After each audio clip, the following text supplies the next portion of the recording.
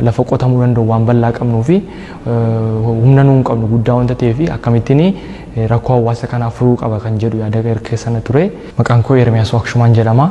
Barataa keemikaal injinariingii waggaa afuraffaati. Kalaqaan irratti hojjedhe kalaqa addaa biiraa boqqolloo irraa hojjechuuti.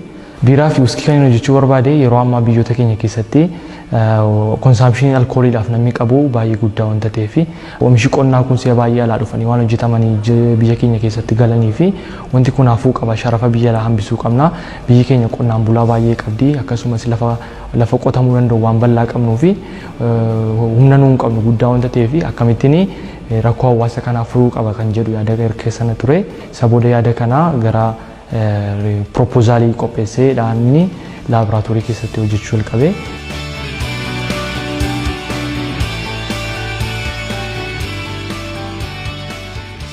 Boqqolloo kan inni filadheefis boqqolloon baay'inaan biyyoota keenya keessatti iddoo adda addaatti biqila. Akkasumas waggaatti si'a 3 ol boqqolloo biqilu wanta ta'eef maarkeetii irra yookiin immoo gabaa irratti bal'inaan waan argamuuf akkasumas gatiin isaa akka warra kaanitti yoo wal bira qabamee ilaalamu gatiin isaa gadi bu'aa wanta ta'eef kun immoo poteenshaalii yookiin immoo yoo maarkeetii irra ba'ee gatii olaanaa gatii isaa gadi bu'aa wanta ta'eef benefitii guddaarraa buufachuu waan danda'amuuf karaa industirii sababa kanaaf filachuutti danda'eera. Kan inni jalqabee barreen gaddaa ture.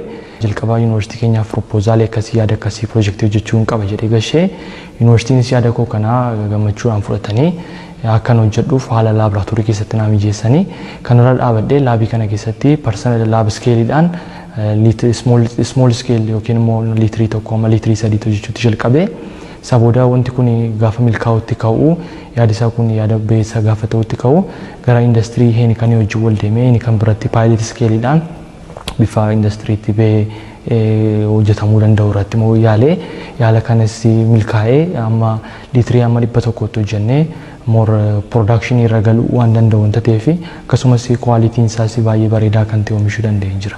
Biiraa fi uskiin hojjedhe kun wanta gabaarra jiru adda taasisu tokkoffaa gatii isaaniidha. Gatiin isaanii bifa gadi bu'aatiin gabaarra kan jiran irraa bifa gadi bu'aa ta'etti argamuu dandeenya.